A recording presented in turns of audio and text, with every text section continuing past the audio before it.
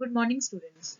Today we are going to learn Civics chapter, chapter number 1, the Indian Constitution. Do you know, students? While playing some games, we have to follow some rules. As you can see in this picture, while playing cricket, in the game of football, we have to follow some rules. Why? Why we follow the rules? Why rules are necessary? Rules are made to facilitate the smooth working of society. Rules are also made to maintain uniformity in some places. Therefore, rules are very important and must be followed in order to maintain the tranquility of the society.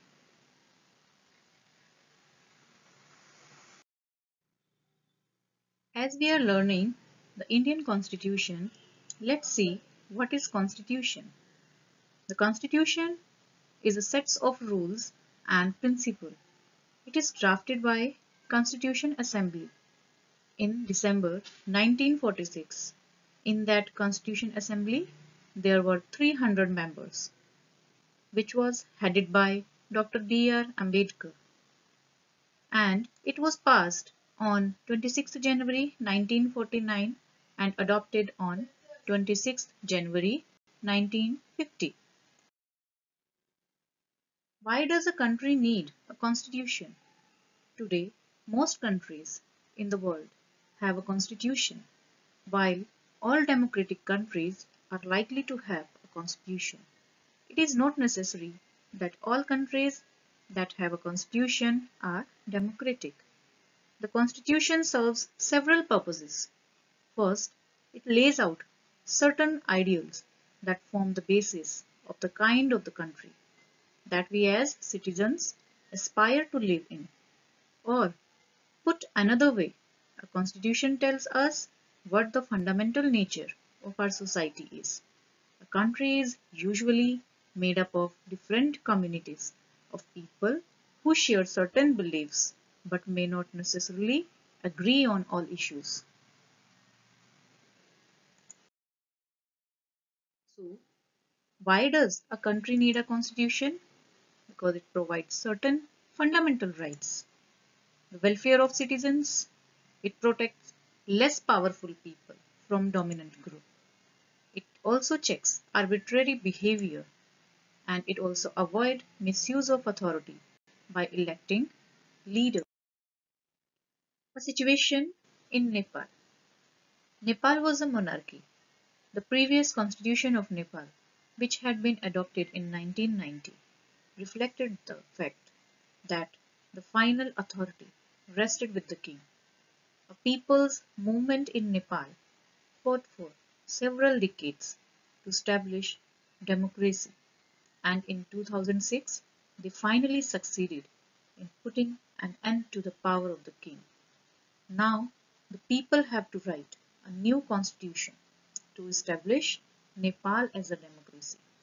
The reason that they do not want to continue with the previous constitution is because it does not reflect the ideals of the country that they want Nepal to be and that they have fought for. So, we can sum up it as Nepal ends its monarchy in 2006, established its democracy in 2008, and in new constitution they have developed in 2015. Another important function that a constitution plays in a democracy is to ensure that a dominant group does not use its power against other, less powerful people or groups. The storyboard that is given in the picture demonstrates one such situation in the classroom. Such unhealthy situations can occur in democratic societies too, where a majority can continuously enforce decisions that exclude minorities and go against their interests. As the above story, given story illustrates, every society is prone to the tyranny of majority.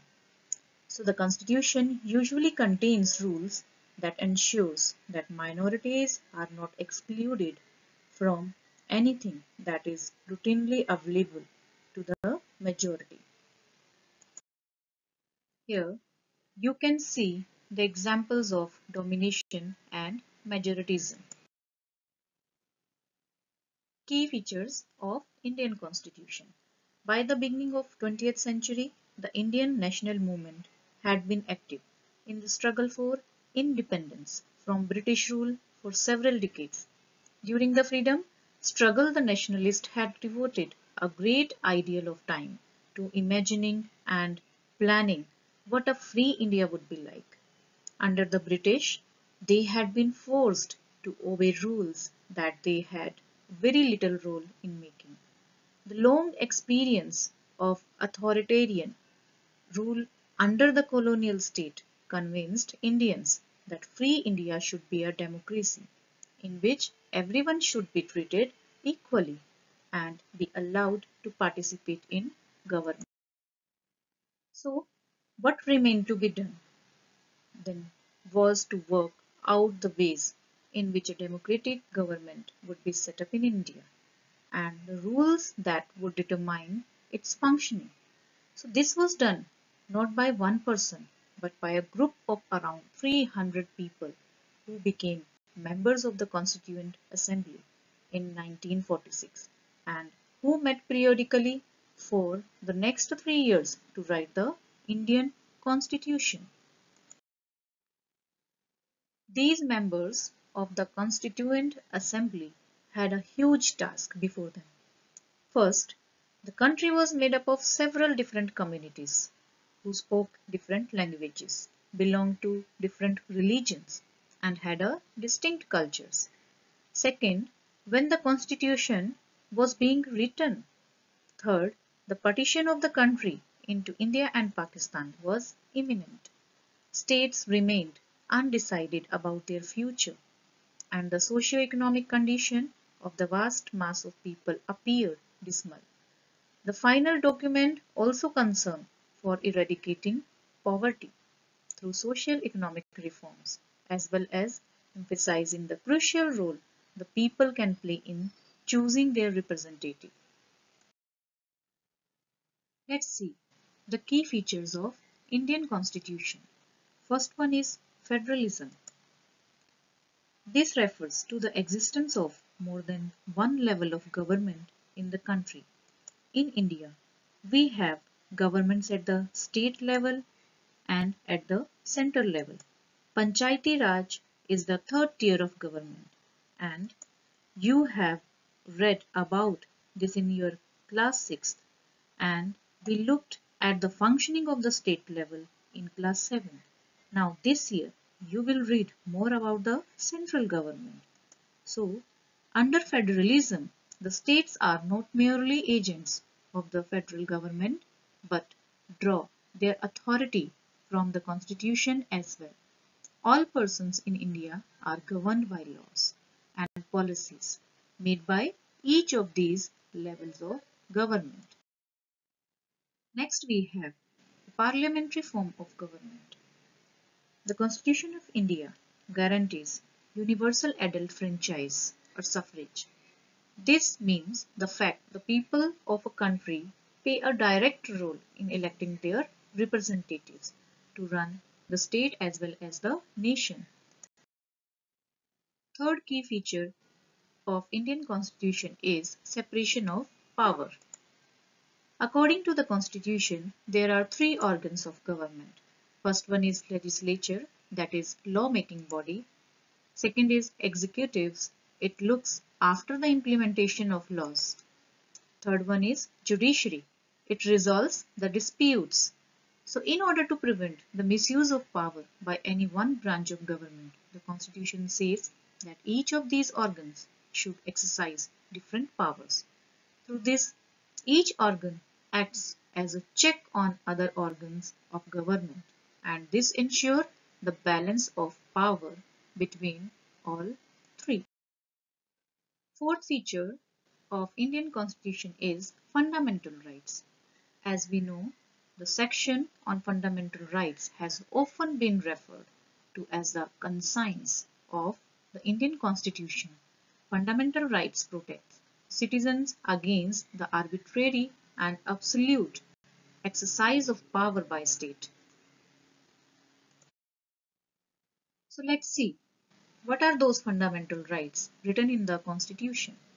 First one is right to equality, right to freedom, right against exploitation, right to freedom of religion, cultural and educational rights, and the last is right to constitutional remedies.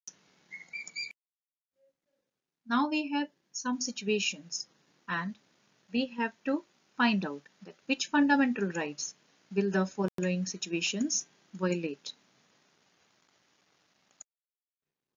The last key features of Indian Constitution is secularism.